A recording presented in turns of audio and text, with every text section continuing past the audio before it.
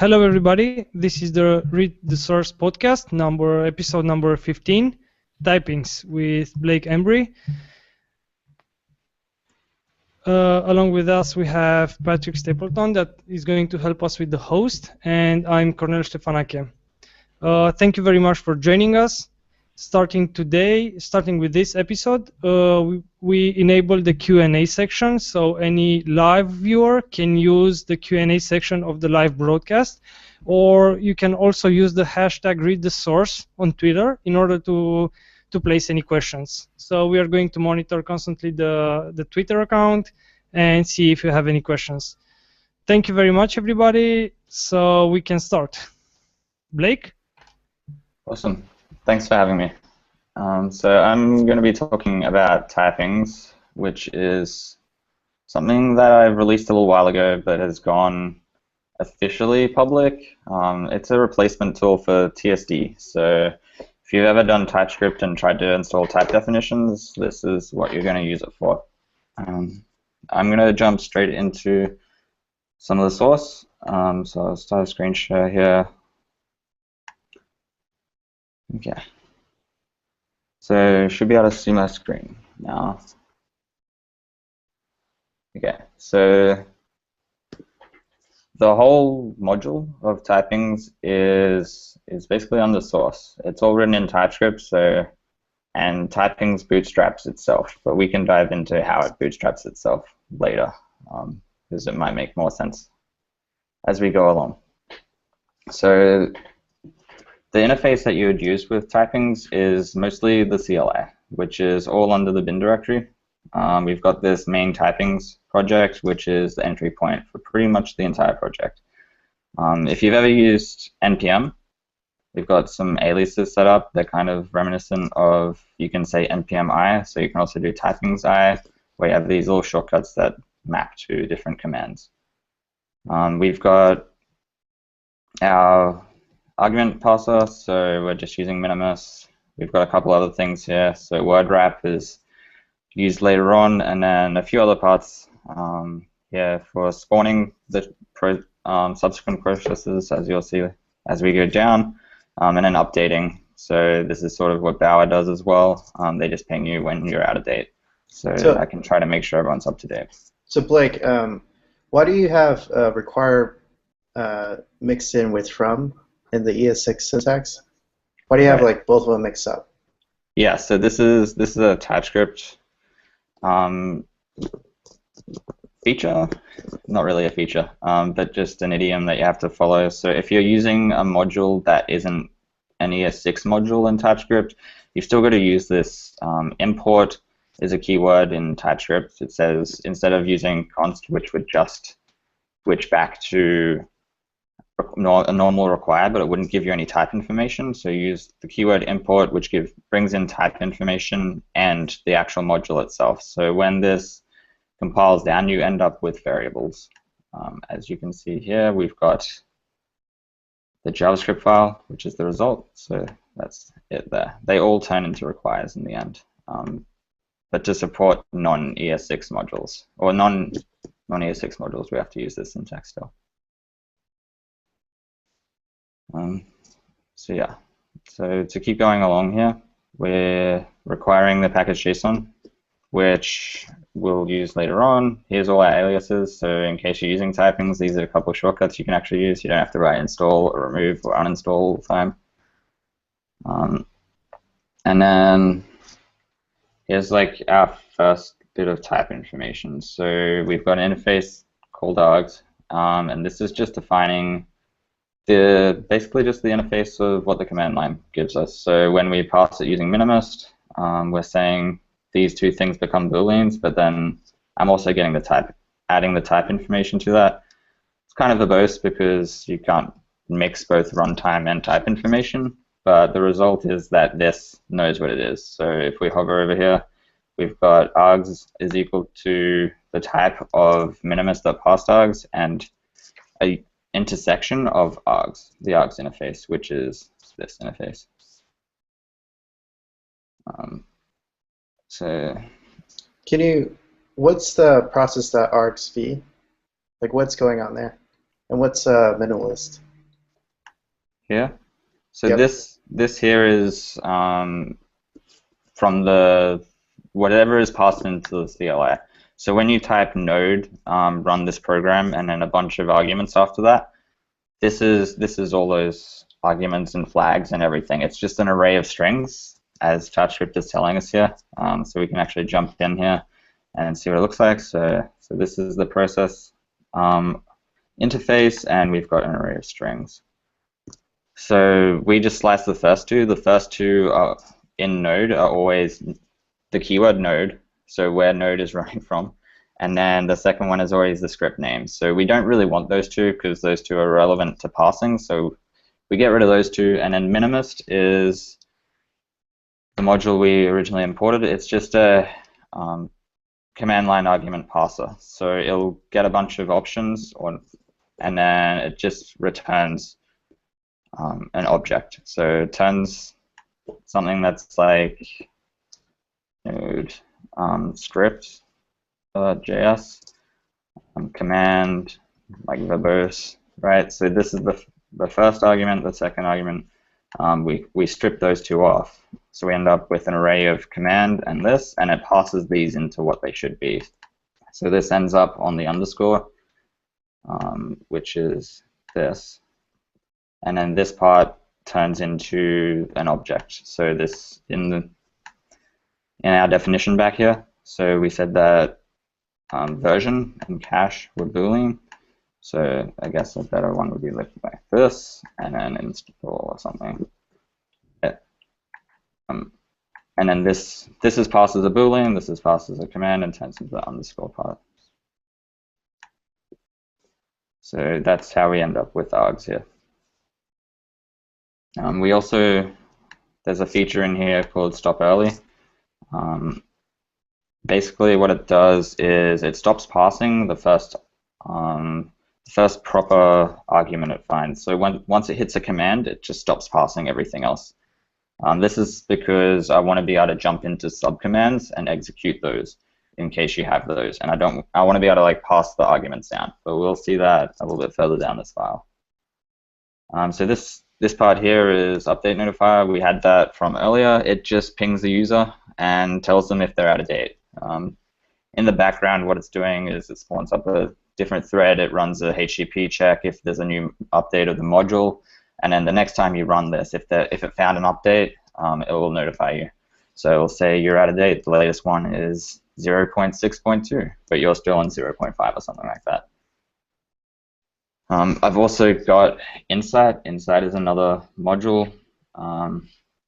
It came from this utilities library, which we can jump to, which is just the Insight module, and I've got a tracking code here, and then the package itself, and then I create an Insight instance and export that.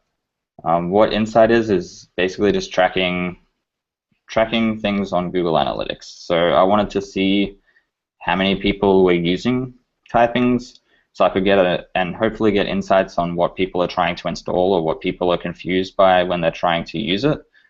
It hasn't been as useful as I hoped, but it's still there to see the usage of typings right now, and this means that every single time someone uses typings, I will track downloaded, and then I'll ask them if I can track more things. So why did you create a new file for this rather than importing it directly in this file? Mostly it was just a lot cleaner. So you saw that I had stuff coming from the configuration directory, which was the tracking code, and I was creating a single instance. If I wanted to use a single instance across different files, so ideally you wouldn't create Insight instances inside every single file. You would just create one instance and use it across the project.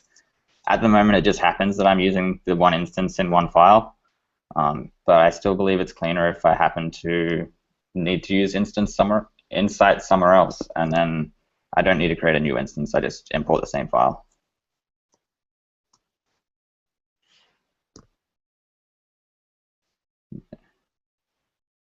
So back here, we've got a tracking. If you've never opted out, then we'll initially track. This gets set to true or false later on. So here I'm explicitly checking that it's null or undefined. And then if it's null or undefined, it means this is your first run through, and we'll ask you permission to make sure that we can track subsequent commands. If this is not your first run through, then we can just go straight to handling it. So this is the same thing here and here, but this one will happen asynchronously because we need to ask the user if they're cool with us tracking them. Okay, so we've got handle here. This is just saying that we accept the args interface that we defined earlier, so back up here, which is just version and cache. And then we've also got past args here. So if we had a look at what that was, that's just this interface, underscore array of strings, and then random keys are on here. This syntax here just means that any key can exist on here. We don't really know upfront what it exactly is on there, so we can iterate over that in some way. So here we've got the tracking code first being applied. I'm again passing things, and I am just taking the first two arguments that you are giving to the CLI and passing that to Google Analytics to see what you're running. So basically this runs, if you're running typings install and then you're trying to install debug, it won't include this part, and it's just these first two arguments. Anything that comes after here is not being included. So it's just the first two, and the goal was to be able to check what people are trying to install and basically figure out what needs to be typed as soon as possible, because a lot of people are trying to install it. There's lots of future work that's fun like that can be done. So here we've got the handling of our two arguments. So we've got the version and the cache. If people want to know the version, I just log out the version and exit again. If people want to know the cache, so this just tells you where everything is being cached in case you've run into a corruption issue or you just need to clear it or anything like that, then I log this out and exit again. Currently it's just logged, so you'll have to go in there and do like an RMRF on everything inside the cache directory, or you can like remove specific entries if they happen to be corrupt or something like that. This is mostly being used by me. I don't know if anyone else has used that, but during debugging it's kind of handy because I cache every HTTP request that is made. So if you accidentally go offline in the future, or you have a flaky internet connection, but you're just running the same command you've done in the past, then it'll just work again because it's already been executed before. Okay, so we're checking the command. The underscore part was that array of strings, and we're just getting the first one. So the underscore is just all the arguments without the flags. The flags end up as properties on here, but the underscore is things like this. So typings, remember that we stripped on this part, and we just have typings and then the command. So I look up the aliases, so in case you said typings I look up the actual command, so back up here, that was maps to install, cool. And then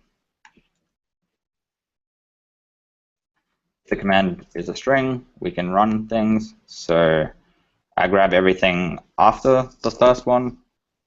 So this is saying the first one, exclude the first one and everything after that, and then I just pass that in. And then I unshift the actual file. So these are the files back over here. So in the case of install, it ends up typings-install. And then I just spawn it. So process.execpath is the node process right now. argv is all the commands that are being passed through. And then I just inherit all of standard IO, so console log keeps just proxying through fine. Everything keeps appearing as you normally would. Assuming I didn't find the command, this is when I jump to the help command. I use word wrap to make sure I'm not wrapping greater than 80 characters, and this is our indent here. So here's the signature. So start, stop, and options. So that's basically just the position you want to start wrapping at, and then the position you want to stop. So it ends up with a white space of 4, and then we have a join of every command possible. What this does is, if you wanted to say typings, let me open a new one, or anything like that. Let me link this. I'm using the local build, so I'll link this.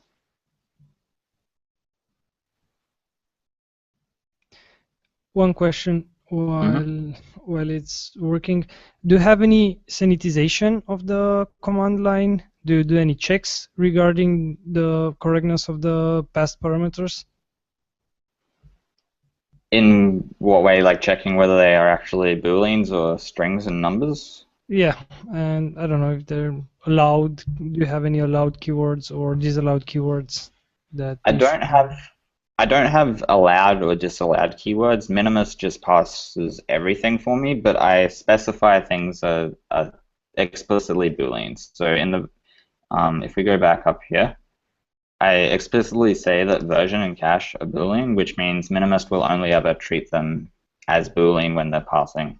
If they happen to look like they're trying to specify an argument, like version 10 dash version 10 or something like that, it will still come out as boolean, and the 10 will come out as in the underscore keyword, which is how things are meant to keep working. So there's no disallowed or allowed commands, but I have a bunch of aliases and basically just sanitization, yeah. So back here is when I log out this information here. So I have a project name, typings, the command, commands. This is the wrap, so you see I've got the 4 indentation, things are wrapped at 80 characters, and then I've just got a couple other helpers. So, okay, you get help, disable insights, the other 2 commands, and then I give this information here so you know where you're running from and the version you're running. So I'm running the latest version, I would hope, because this is my own master branch, and then I've got it inside of my own project, so I've linked it here. It's not inside of a global at all. So it's running from my own directory. So I'm running directly on master right now. Yeah. So if we want to jump into installing, we come back here, and then we're going to go to typings-install, which is this file. Okay. So things are sort of similar. We've got Minimus again passing our arguments, but we've got a few other things here. Chalk will give us nice pretty colors later. Extend, I use that a lot when you need to just merge objects together. And then we've got starting to build our entire library here. So we'll jump into these pieces as we hit them, and I'll jump back. So this one's a little more complicated. We've got a lot more arguments here on the install command, because you can save it as a dev, you can do ambient installs, you can actually install using a production flag as well, which basically just turns off installing dev dependencies if you do typings install without any arguments. And then we've got the same thing as before. So these ones to be treated as boolean always, and we've got a new one. These ones to be treated as strings always. In this case, it's name and source, and then we've got some more aliases. So you can actually specify save dev as save dev with a capital D, save dev with a dash, or just a capital D, 1D.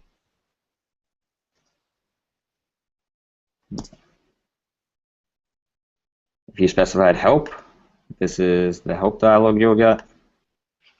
So install help. Okay, so our sources are coming from the valid sources that we have. This is just an array that I store, or an object that I store actually, as a map right now. So this just maps short name to nice name for logging purposes. These are where I can install from currently, and I just log those out so people know where they can install from. Some little helpers here to hopefully help people figure out where they can actually install from. And then finally I'm telling people a couple of the aliases here, and then the flags that they can use, and exiting again. As we go down, we've got another interface. This interface is just used as the print result, because I want to be able to print things after installation, and the print output is in a specific format, and I just want to make sure that you're complying with the specific format. It really helps to have these interfaces defined for all the arguments, because when I want to refactor, if tree ever needs to change to something else, I'll start getting a bunch of type errors everywhere. So the tree does not exist because I'm using it. I can't assign it because there's a tree argument here, and then everything just starts cascading down, and I know I've created a bug. So are you saying that for best practices, you create an interface, and whenever you need to refactor, you refactor the interface first, and then click on all the errors to fix it? Yeah, generally. It's a lot easier that way. So if something had renamed here, then all of my implementations using this function would have broken. I would get a bunch of type errors. If you don't specify arguments here, in this case I have no implicit any, but things turn out to be any, and then the TypeScript compiler doesn't really know like what's going on. Everything just is any to the compiler, and if you change something, it can't really tell you that implementations of it are broken now. Okay. So jumping past this for now, and then this is our installer. We've got usages of the installer down at the very bottom. So that's pretty much what runs the entire installation process. And we've got a similar syntax again. We've got arguments with an intersection of the parsed args. Remember that parsed args was just the underscore and then any keys, and args is what we define back up here. Can you explain the and syntax there? Yeah, absolutely. So this is what's called an intersection. An intersection is just a combination of two types. So this type is this joined with this one. So the resulting type is a combination of both. If you can imagine this as a single interface, it's this interface, but then I joined this onto it. I joined that part onto it, and then I also added the implicit any keys down here. So it ends up looking like this, but I've just intersected two things because one of the types already exists, and I don't need to rewrite all that. So that's a way to compose interfaces. Yep. Yeah, and it's used extensively with utilities like extend, which we can jump into once we use extend somewhere. So here, I grab the current working directory. I destructure all the arguments that you passed in, and then I create a new options object with some of these passed in. So it's pretty much all the same, just combining this and then removing sources and verbose. The options I'll use during installation, and args is used on the loader and a couple of other places still. So this, when you've got no underscore, so remember that the underscore is an array of strings. When the length is 0, I'll run this, and the underscore is those arguments. Coming back to here, it's the actual arguments here. In this case, we've already stripped everything here, so it's if you installed it like that, we end up with like flags after this. So there's effectively two modes going on, where when you, similar to NPM, if you've used that, you've got a flag where you can do installation itself without anything, or you can install a specific module. In this case, underscore would be populated with this module, so we don't run down this path. But in this case, we're installing everything, so we run down that path. So we run installation, and we wrap it all in a loader. I'm going to show the loader first, and then we can go into installation. That was my next question. Who's the loader? Awesome. Okay, so the loader here basically just takes, this is a generic syntax, so it takes T, a type of T, and that type is either a promise or just a value, could be anything, and I take a few print options. So the print options in this case, just verbose. This is when you want additional logging, and when you do things like verbose, I'll log out the stack trace as well, so that you can give me more information if something has gone terribly wrong. So here, I've got this function called end, which I'll override later, which is why I use the let keyword. Generally, you want to use the const keyword everywhere because it'll stop you accidentally reassigning it. And a lot of the time, reassignment is a bug, but in this case, I explicitly know that it's not a bug, so I've used the let keyword. We're coming into this if condition. If we're on a teletype TTY environment, basically, it's an environment where, like your regular terminal, would be this is TTY. But if you're in like a logging environment, then that's a little different. And I checked this because I have a spinner. So when you do typings install, there's a spinner that starts up, and it just like it's like a little progress thing. It lets people know that something is still happening. And every 50 milliseconds, I update the frame and just log that change. So every 50 milliseconds, the spinner is going around in a circle. And then finally, I override end.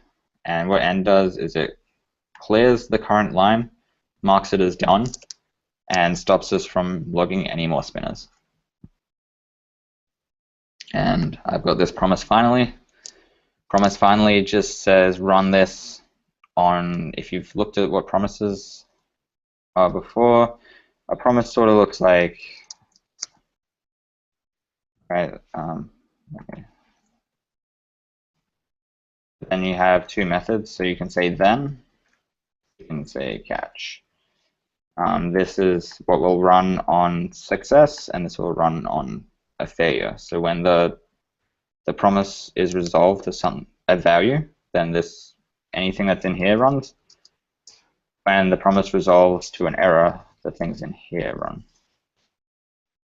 And I just want to run it on both because getting rid of the spinner is kind of important. It's kind of confusing if it keeps spinning all the time, especially when we're done. So this just makes sure that we run it all the time, no matter what this resolves to. And then finally, we have the error handler. So the error handler is only handling errors. If this was successful, it wouldn't come in here. We jump down to handle error, and we've got an error. It happens to be a base error in this case. A base error is pretty much a regular error, but I have this cause property that's defined on it, and I've also defined the stack on it. So the stack is a normal Node.js, and pretty much every browser implements this feature where you can see the stack trace, so where you've called something from, and cause in this case allows me to basically nest errors. It's a lot cleaner this way when it comes to logging out errors, because sometimes if you just wipe out an error message and don't keep the cause around, it can be hard to debug why something actually happened. A good example is I want to give like a nicer HTTP request error message, and I would say, well, you got back a 404, but I was expecting a 200. But I might want to give more information about why you actually got that 404. So I've been noticing you're kind of, when you're explaining something, you jump into another file. What are you doing there? Is that like when you're jumping into the definition, how are you doing that? Right. So this is TypeScript. TypeScript has an understanding of your entire project, and it has the ability to jump to references. So it knows where this file comes from, or where this type information comes from, where this function comes from, basically where anything comes from. And if you're using Atom or VS Code, you can just hit function and F12. If you're on a Mac, if you're on Windows, you can just hit F12. And then you can jump to where that was originally defined. So in this case, I could jump to where stack comes from, and it comes from over here in make error cause.d.ts, and the stack property here is defined. It makes it pretty useful if you just want to read documentation or try to figure out what things look like when you're trying to use it, or when you're doing a talk like this.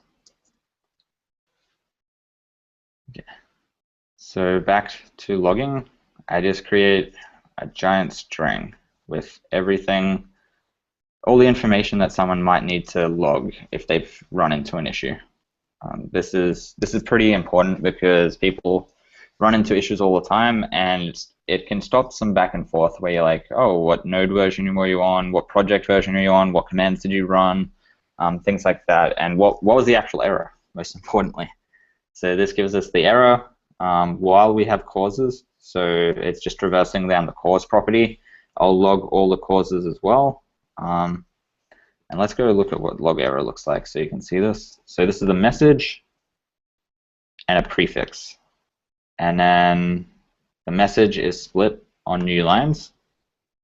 And then I iterate over it. This is an ES6-like syntax. So I say for each line of this message, I'll create this result. And then, so back we had chalk. This gives us nice colors.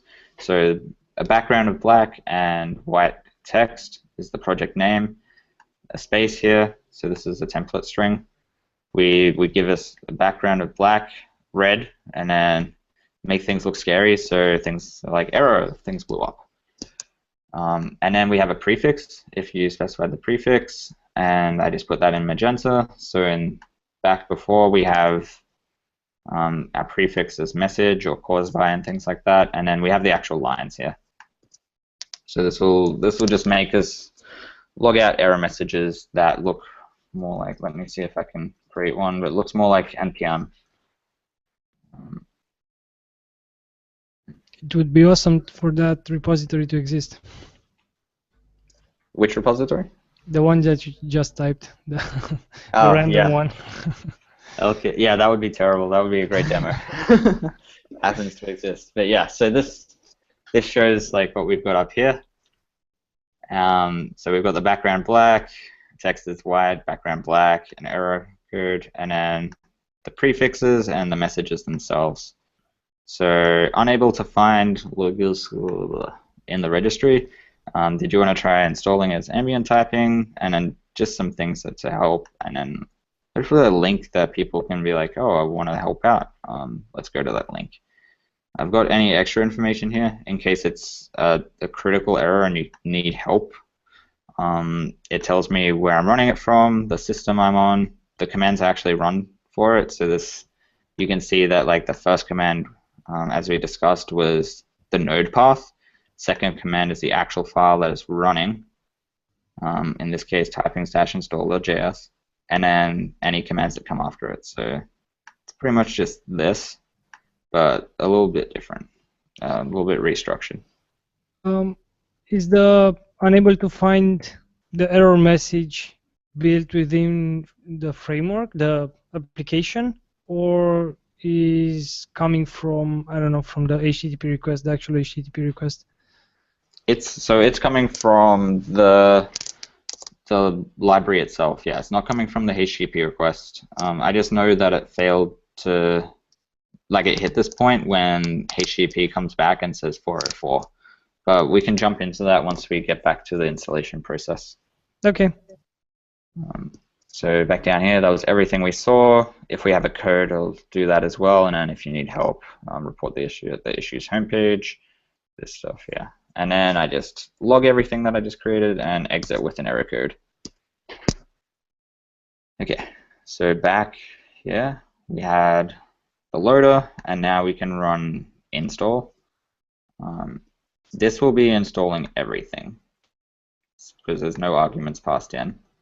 So it might be better first to go through what installing with a module looks like, and then we can go through what it looks like installing without. So I'm going to continue on past this if, and we'll jump back to it later. Okay. So we've got a little function here. It's taking a location. Locations in my case are just strings and the installation options. Go back down a little bit. So the location is the first argument. We check if it's a registry path. Registry paths are what we saw when we did the help message before. But let's have a look at what this function actually does. Okay, it just checks if there's a colon in there. So if there's a colon in there, it'll say it looks like it's not a registry path. If there is a colon, then we can continue on. So here we go. So it doesn't look like a registry path. So we go to install location. The reason that this happens is because then we hit the API, and the API will tell us what this looks like. So that is what happened here. So we hit the API, and the API said we couldn't find it, and then we logged the message. So install location. So if we've specified a name, we can just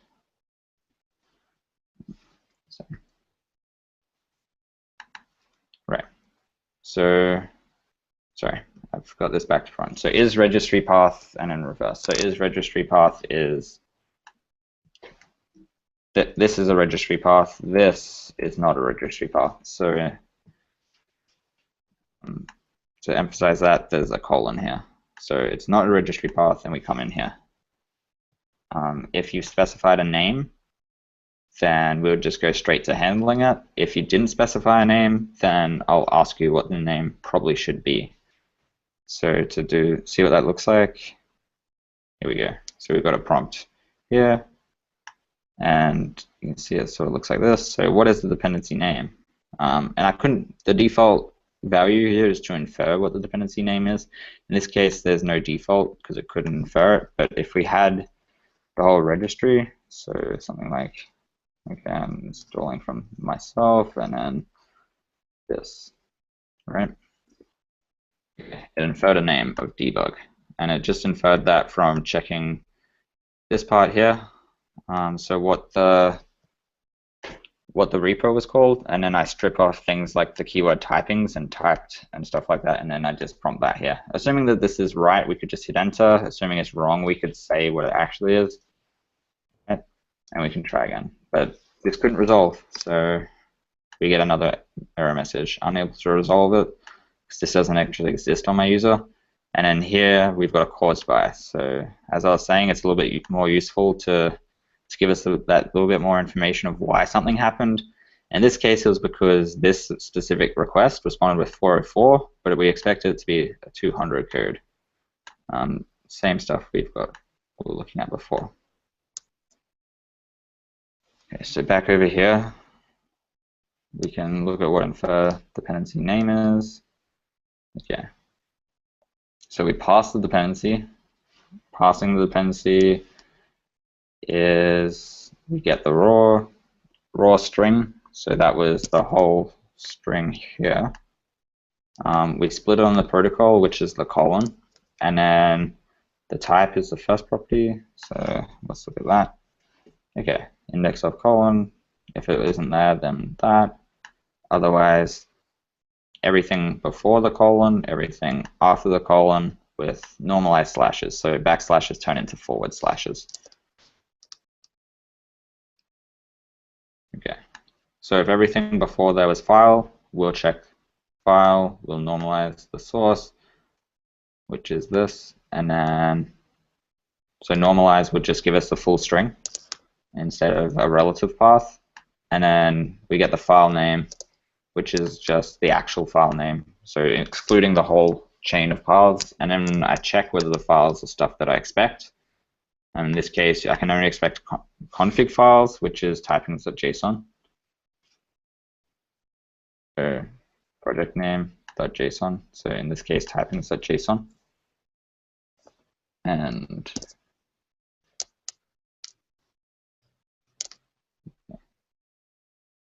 then we're back up here. So only DTS files and typings.json files are supported. We give an error message, and then we return this object.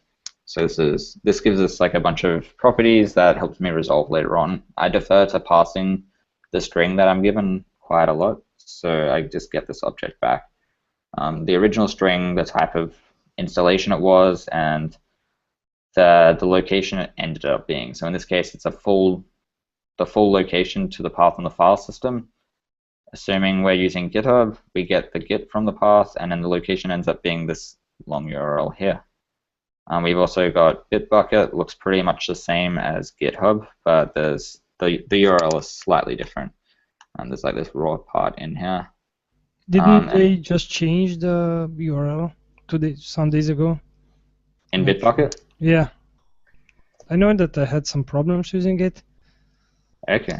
So you might check it. If it's in Bitbucket, yeah, I guess I'll have to check. No one with my tool uses Bitbucket yet, so I don't have integration tests with actually hitting Bitbucket, just tests passing and assuming that this is correct. So yeah, that might be a good thing to check after this. Yeah, so basically the task here is just pull this short URL and make it longer. We've also got NPM, so I try to detect what NPM looks like. I split on the slashes if there's more parts than 0, or the first one is an @, so we've got scope packages here. The path, so we try to grab the path, so if it's scoped, it's every part after the second one, otherwise the part after the first one. And then if there is no path, then I just put package.json onto the end, because that will be where we start resolving the module from. And then the location is the join of all the parts. The parts were up here, so split on the slashes. And then this is just the path to the NPM module. I include some meta information. This is useful because when we're doing inferencing, so we try to infer what the module name is. I use this a lot. So if it's scoped, we grab the first part, so there's the first argument, and then we slice the rest. And this little syntax here is basically expanding parts. So parts is currently an array. So it's an array of strings here. And then I just expanded to take all the arguments of join, which expects multiple arguments, not an array. And then bow is pretty similar. Same sort of thing, but it doesn't have scoped packages, so I don't need to check for scoped packages. Finally, HTTP and HTTPS are the easiest ones. They're literally the right URLs already. And anything else, I just throw an error. Nothing else is supported for resolving. So coming back up here, down here, so when we inferred the dependency name, we ended up with that object. And that object had the type meta location. And then just depending on what type it is, so assuming you're installing from npm Bower, the name of the module that you're installing is pretty easy to infer. It's just the name. If it's HTTP, HTTPS, or the file, or coming from a file system, then I infer it from the definition name itself, which is coming from here. And it's just saying, give us the path name, and then sanitize the definition, and the base name without d.ts. So it's very simple. Sanitize base name is just doing that replacement. So if it starts with typings or typed, or ends with typings or typed, we replace it with nothing. So we end up with, if there's a file called typed debug, or typings-debug, or debug-typings, that will all turn into the name of debug.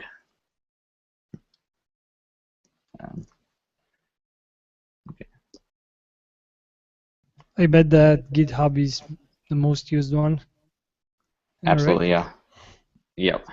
I don't think any of the others have actually really been used, but the file option I use locally occasionally when I need to install local typings that I've written before I've published them or something like that. But all these others are supported. It wasn't a lot of work to support them because everything just turns into HTTP in the end. It's the universal identifier, so it's kind of handy just to support them all in case someone runs into it or has a private installation or something like that. Something that they don't share publicly yet. Okay, so back here, if it's GitHub or Bitbucket, I grab the organization, repo, and path. I guess I don't need the organization here, but if it is a definition, I do the same infer definition name as up here. If it's a repo, then I just sanitize it directly. So the repo of typings-debug turns into debug. And then finally, throw again, because I don't know any of the other schemes. These are the only schemes I understand. So another question would be, what happens if the type is already installed? If it's already installed, it'll just reinstall it. You could be installing a later version or something. So is there any possibility to choose the version that you desire to install, or you will always get the latest version? It is possible to install the latest one. If we jump back to the install command here, so the installer is running through here. In this case, it was explicit, so remember that we're running through this tree only if we have this prefix, which means if you wanted to install a specific version, in the GitHub case, we say this and we put the SHA here, or you could put a reference to like a branch or something. So you go test branch. Those will all resolve because they're commit-like, and I just expand those. So that's how you would be explicit there. If you're installing something from without a scheme, so you're installing it from the API itself, you can install debug and then say @ and then like greater than equal 2.0 and stuff like that. Got it. So that brings us back down to here, which will actually show this. So we pass the registry path, which gives us the name and a version. And passing the registry path is very not complicated. It is on the @ sign. So that was what we saw here. So greater than equal 2.0, right? So we split here, and then we return the name and the version.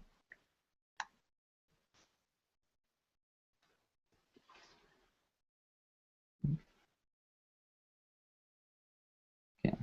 So we've got dependency name populated and version now. And if we specified a specific source, we can go straight to installing. In this case, it's possible to say source npm. Right? We want to install a debug definition from npm. Most cases, I don't expect users to do that, so I actually search via the API and execute a search here on dependency name, so the name is dependency name, and whether it's ambient or not. And we're wrapping in a loader again, so the loader is the thing that handles logging errors or handles the spinner, right? So while this is happening, things will be spinning. And we can check what search does. Okay. If we've got a source and it's not a valid source, then we error.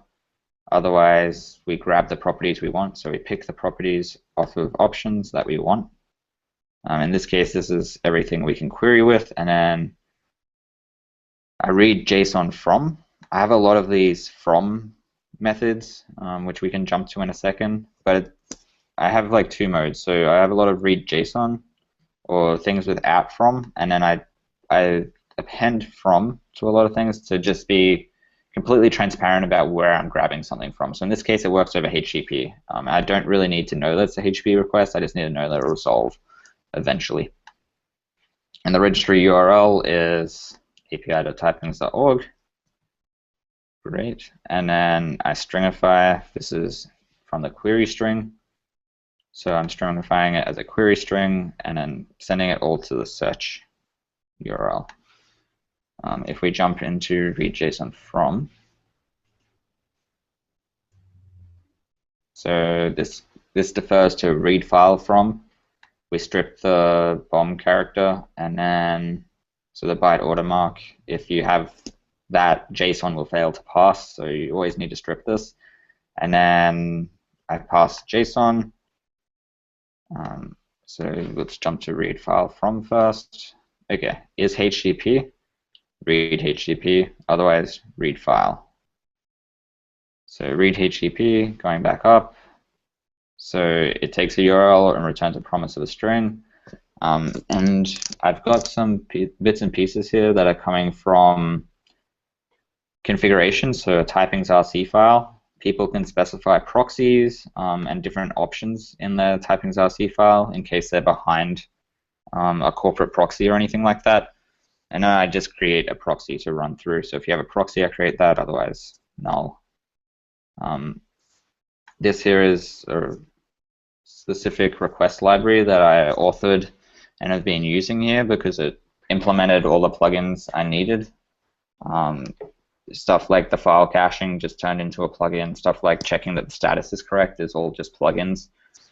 So it made the redundant work that you might have to do. Just got rid of all that because it's stuff that I've written over the last year or so on various projects that I've needed to do. I set the user agent to the pretty project name and then the home page. This is a pretty new addition. Coming back to config here, and then pretty project name is just typings with a capital letter.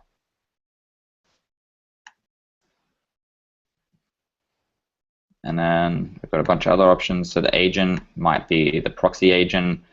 Certificate authority is coming from the RC probably. And then we've got keys, certificates, and reject unauthorized. You can set this to false so that you can just always make HTTP requests and not check the SSL certificate.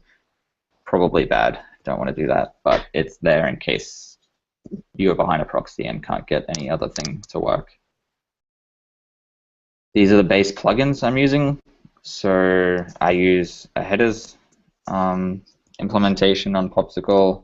I use an unzip implementation, and then I use a concat stream. So by default, this populates headers on the request. Some defaults that are useful, like content length and the default user agent, and things that servers expect to be populated but necessarily aren't populated if you're constructing your own HTTP request. This is a plugin so that you could override that. This unzips the response. A lot of responses can be a lot smaller if you use gzip, so this will unzip that. And then node streams come back as, well, node requests come back as streams. So this concatenates a stream and gives me a string instead. I use a request file cache, and then I use another module that checks that the status code is 200.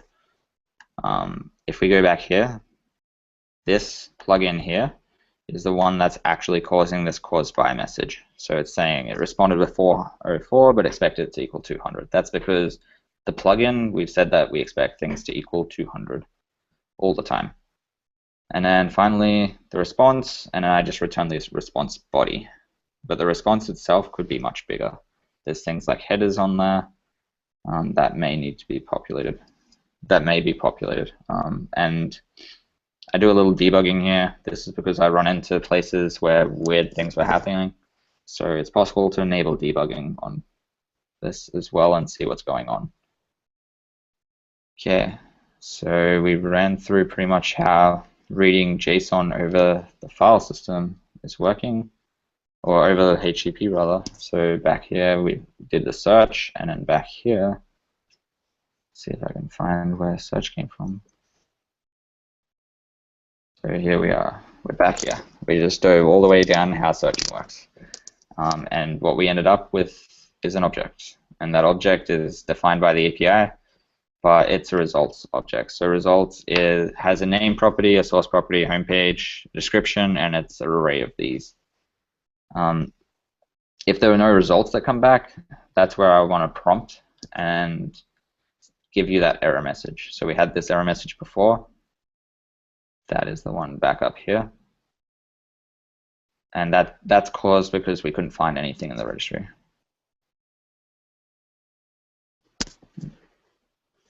Yeah.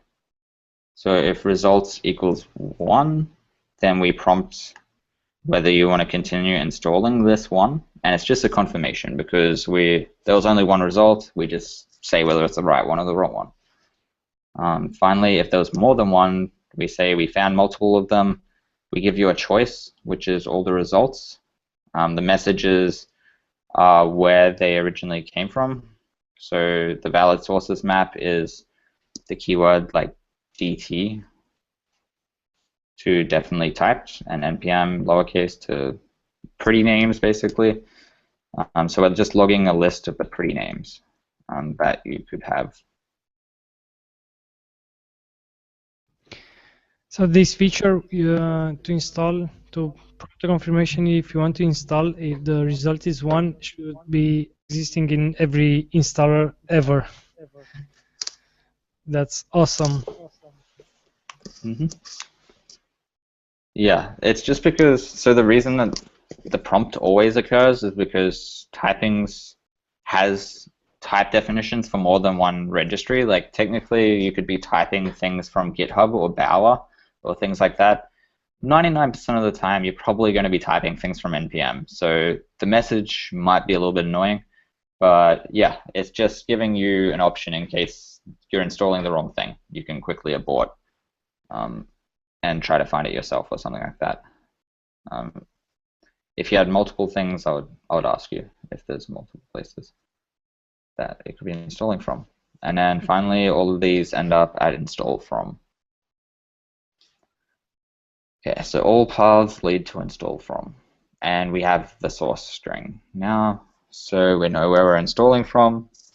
We have a save name, which is the name or the dependency name. It depends whether you set a name when you tried to install. The source name is the pretty map again, and then we grab the versions from the API. We come into here, and then we get all the versions. We get the first version, so this is a destructuring syntax. Just select the first element of this project version array, and then we just say we're installing it. So it would just install the latest one that it found all the time, and discard the others. And then we just prompt we're installing this at this version and then from this place. So if we want to see what that looks like, let me temp directory so I can show this.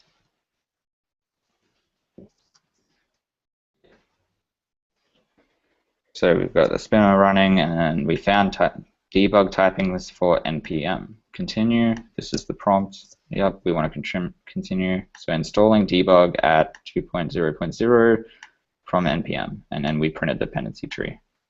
So jumping back to here, we go into install location, since we've jumped a bit further here. So install location is the installation that we did.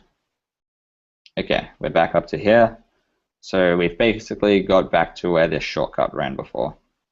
So everything that happened just now was pulling us and getting us a longer URL, either from the API or expansion or something like that. And then we install the dependency. So let's install the dependency. Okay, we've got no name. Let's throw a type error. It's pretty clear. And then we find the project. So finding the project is just a recursive look up the tree. We look for the word typings.json. So find config file, find up config file, and then find up is just recursively going up the tree until it finds a file called typings.json. In this case, we're deferring to a bunch of functions, so it looks a little verbose, but it's just going around recursively. So find up checks if it's a file. Otherwise, we go up to the parent.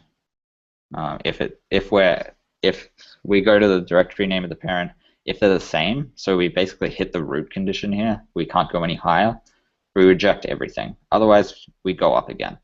Check if it's a file, go up to parent, and then we just keep doing this. 90% of the time, you're probably going to have typings.json in the same directory, so it doesn't really run any of these, but it can go up recursively and try to find where you're installing at. Okay.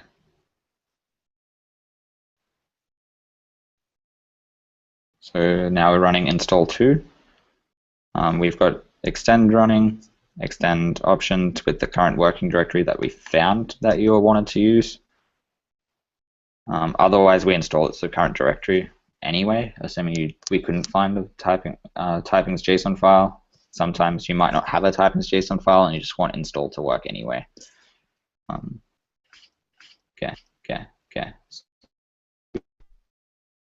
Okay, pass the dependency. Now we start resolving the dependency, and this is where things start to get fun.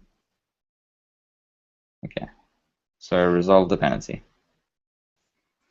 Okay, we have a dependency object. We have a few options here. The options are just the current working directory and whether we're installing dev dependencies or resolving dev dependency rather, because we're just resolving right now, or whether we're resolving ambient as well. So resolve dependency, if we're going down npm, going down Bower, or going down a file dependency, things just start happening recursively now. So if we were going to go down, I won't try to spend too much time on this, but we can go down one of these trees and see what it looks like. So we'll resolve an npm dependency. Or a file dependency is 90% of the use cases. So one of these we can jump down. Let's go down npm dependency. Okay. So I try to find the dependency in your node modules folder. If we found it, we can keep going along. Otherwise, we didn't find it, we just reject. And when we reject, everything else cascades down, and it's eventually handled by our error handler on the CLI. So are you going to get the error stack from the dependencies? So like if there are 5 dependencies, one dependent on each other, if the 5th one is throwing an error, are you going to get all the information is that A depends on B and B depends on C, but C throw an error? It's possible to get that information, but it's not actually terribly useful for the error, so it's not included. Okay. The resolve error here, it's just giving us, so if find up failed, then we pass in the error here. But then we've also got this resolve error. So the resolve error is creating a resolve error, and it's just telling us it's unable to resolve typings or the dependency name, where it's coming from, assuming it came from somewhere. And then we create a new error, and this is the cause. So it will say unable to resolve typings for debug, right? And then the cause will be we couldn't find the directory or the file node module /debug /package.json. And that just tells us why things happened like that. Okay, so back here. So what it resolved to was a definition. We're resolving it as a file. Otherwise, we keep resolving it as an npm dependency. Let's keep resolving as npm dependency. So resolve npm dependency from. We have this check circular dependencies and make sure that we throw an error whenever there's a circular dependency, because it's terrible and confusing and you have no idea how to actually handle that, so we should let users know that we don't know what's going on. And we're back to reading JSON. So this function we use a lot. Read JSON, where it comes from. So in this case, it's probably package.json. And we do stuff with package.json. So package.json, I haven't typed what package.json is. I just say it's any. And I default it to an empty object. If passing JSON failed, then we're back here and we say resolve error failed. The cause is something different now, right? Like it's still another error, but in this case the cause will say it was caused by unable to pass JSON. There was an odd character here or something like that. Okay, so we create a tree. We've got a default dependency object. It's not terribly exciting. It's pretty much just an empty object. It just avoids me having to populate a lot of stuff by default. Let me find those.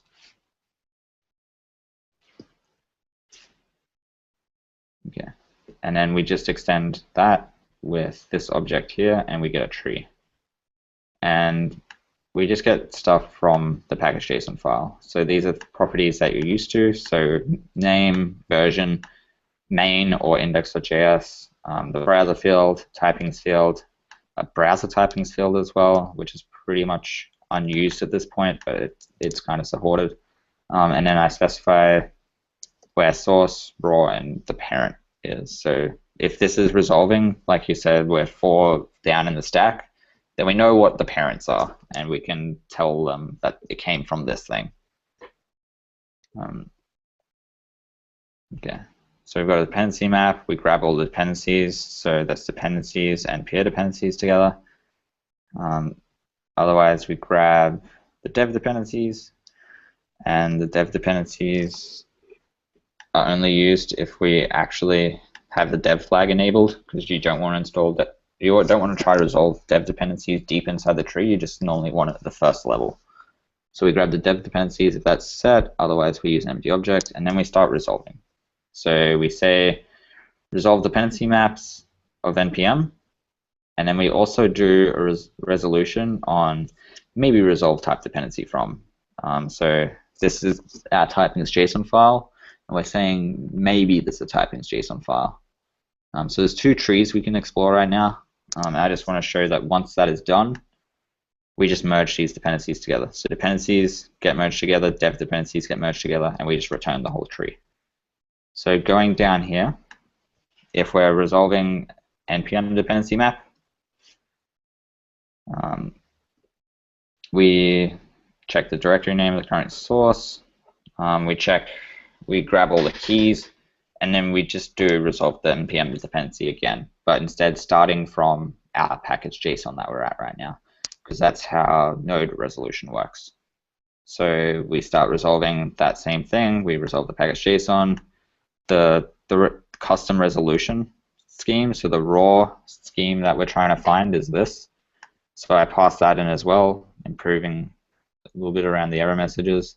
And then we've got a couple of resolve options. So these are just our options, but we disable dev and disable ambient now, and we've updated the current working directory to where our previous dependency came from. This is important because, as I mentioned, you don't want to resolve dev dependencies deep inside the tree. You also don't want to resolve ambient dependencies deep inside the tree. So I just disable those once we go deeper into the tree.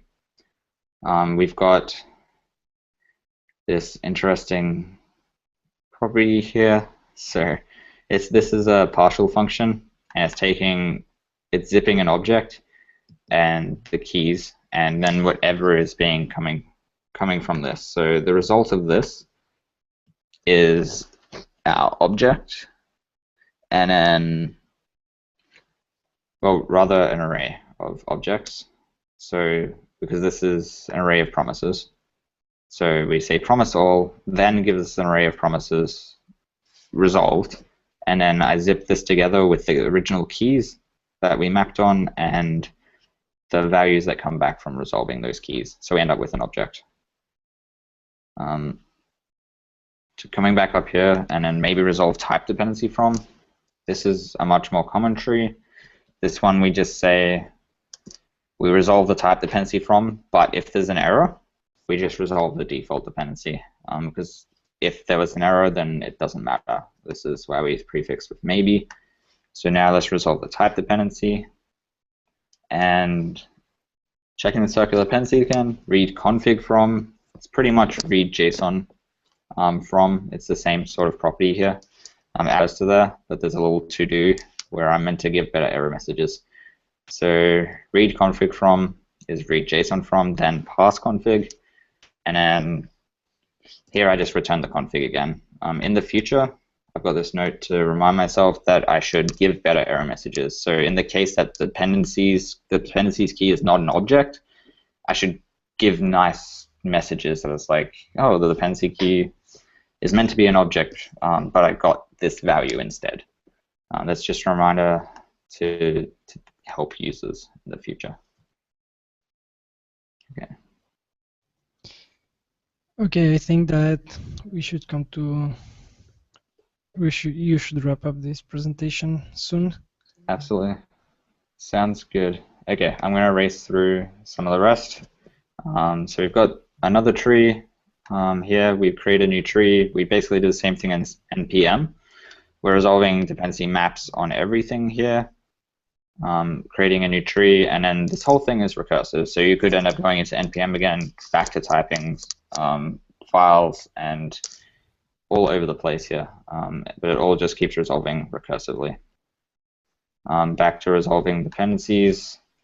We install the dependency tree, which just compiles the dependency tree, takes a tree, some options, give us a result, which is pretty much just an object with some strings in it, and then I write it out, which write dependency creates a typings directory.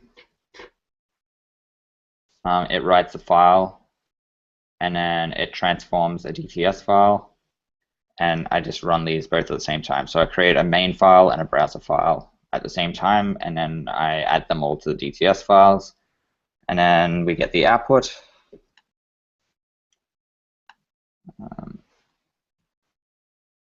And the output here is the compiled output, and we print the result.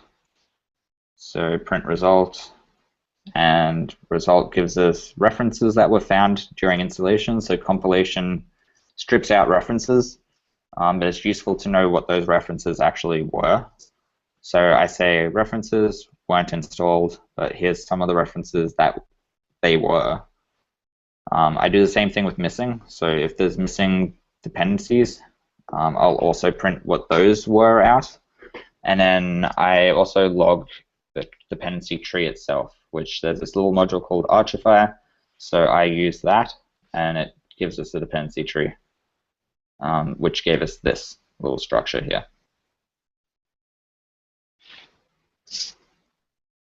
Okay.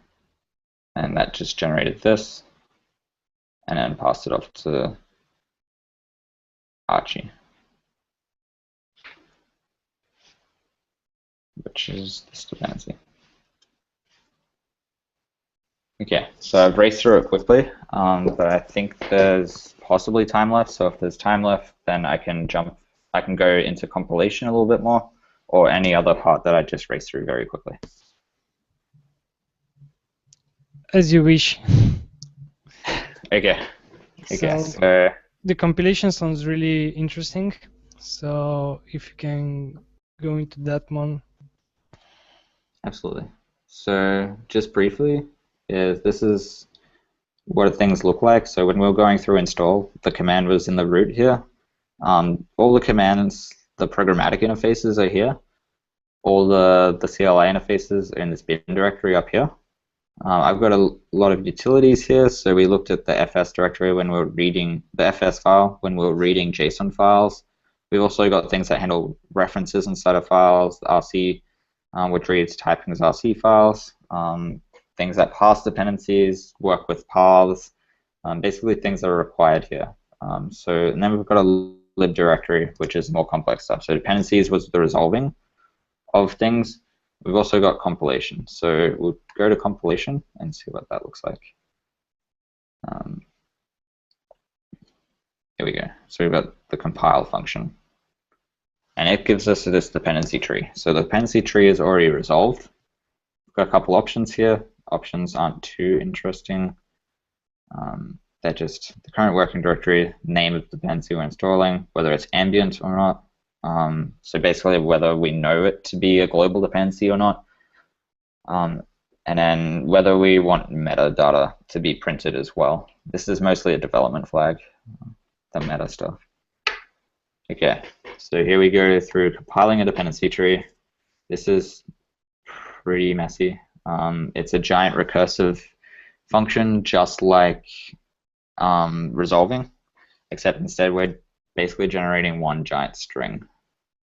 And also a little bit of extra information here, which we merged together to detect missing references and missing modules and things like that. So let's compile the dependency tree.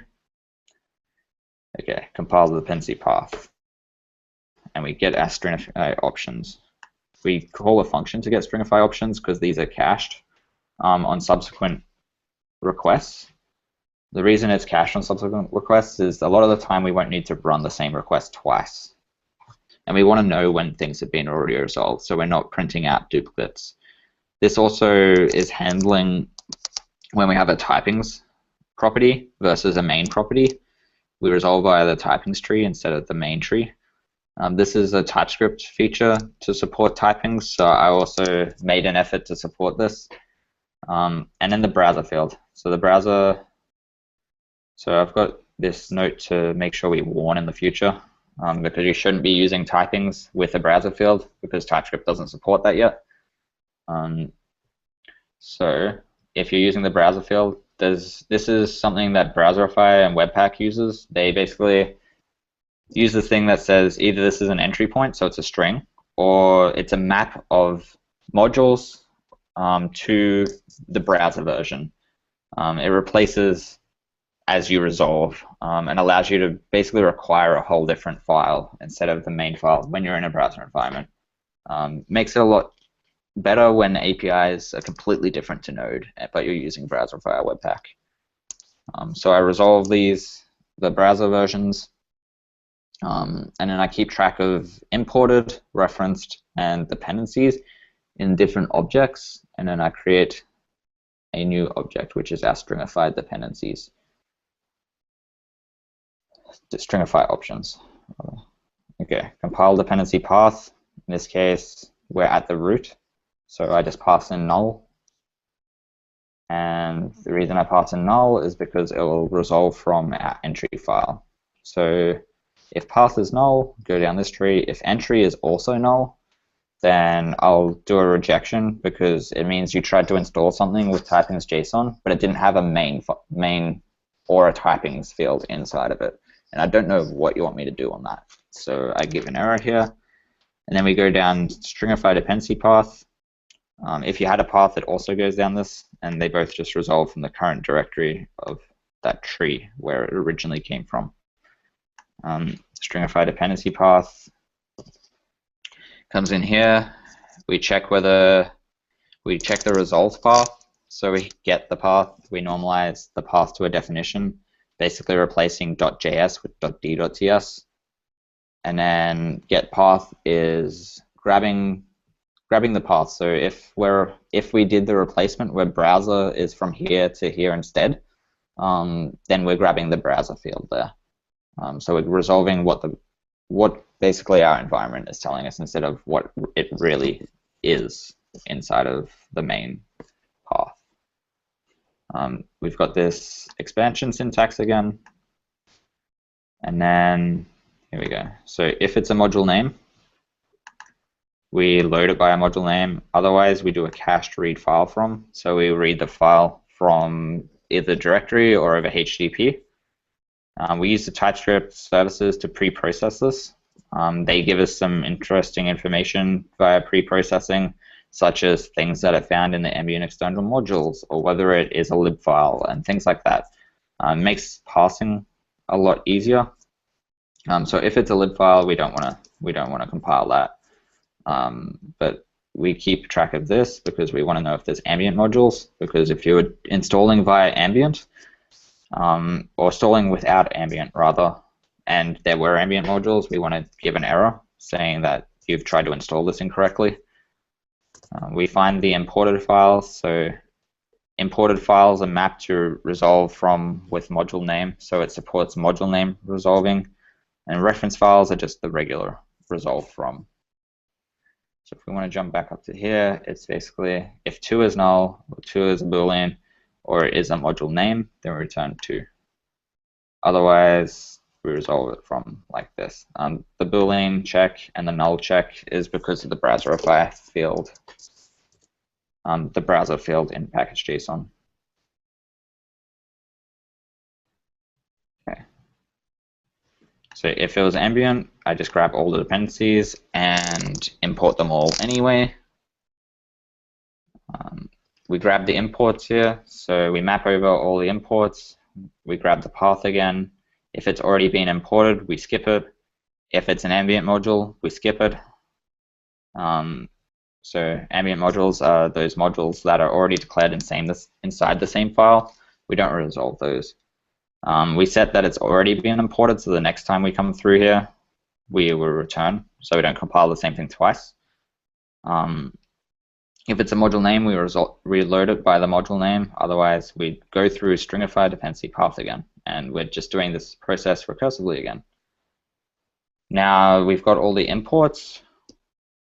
So this is recursive process returning strings, and then the imports is now an array of, it's a little more than strings, sorry, but basically strings, the references it found, and any missing modules it found.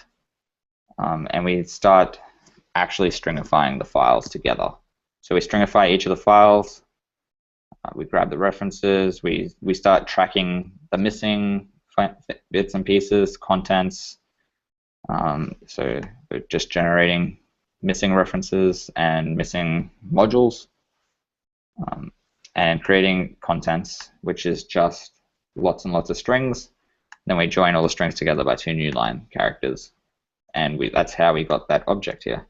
And the whole thing is recursive. So back up here, we saw that imports was contents, references, missing. And that's the same format as here. So we've just done this recursive resolution on stringifying files.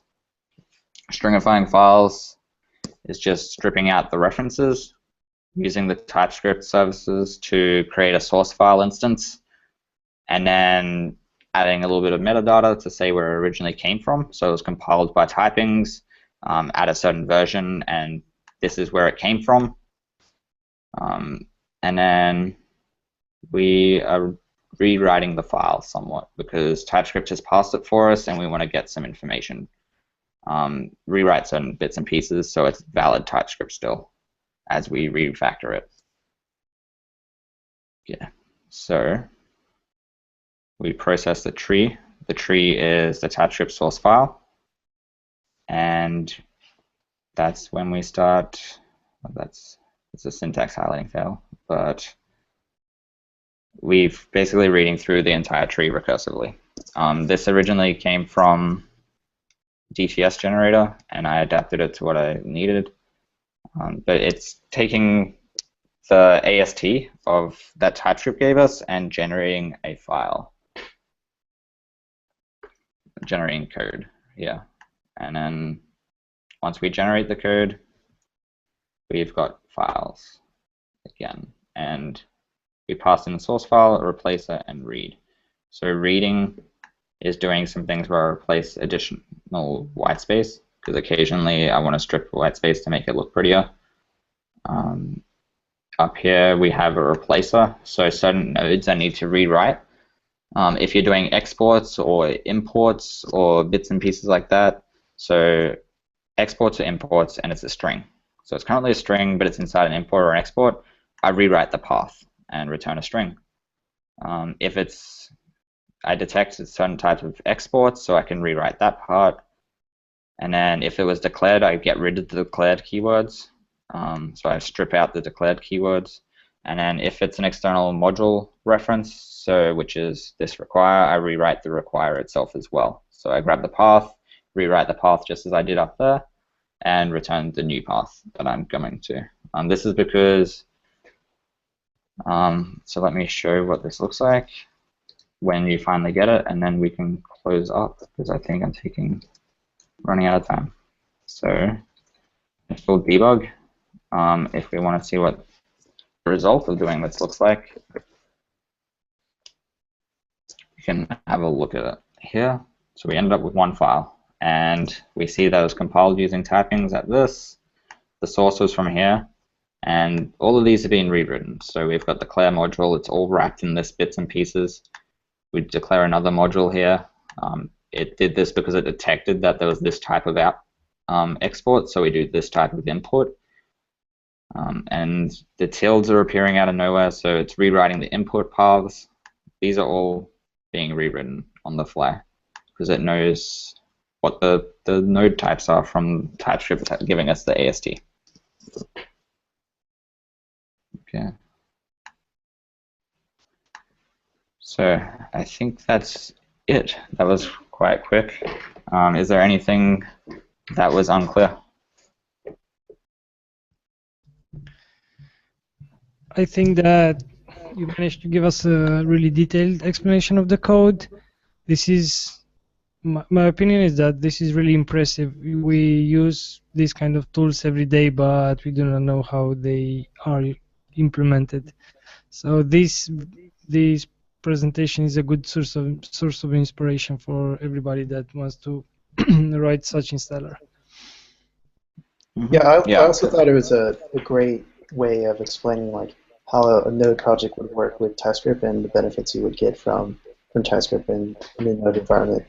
So that's something that some people are kind of wondering about. Okay, awesome. That was awesome. So if you finished, Blake, you can stop sharing your screen because everybody saw only our faces. Okay, there we go. So thank you very much, Blake. It has been a pleasure. And yeah, if there are any questions, you can tweet Blake or send him a message regarding the typings, and that's all. Bye, everybody. Thank you very much. Yep. See you guys. See you next time. Bye. Thanks for having me. Bye.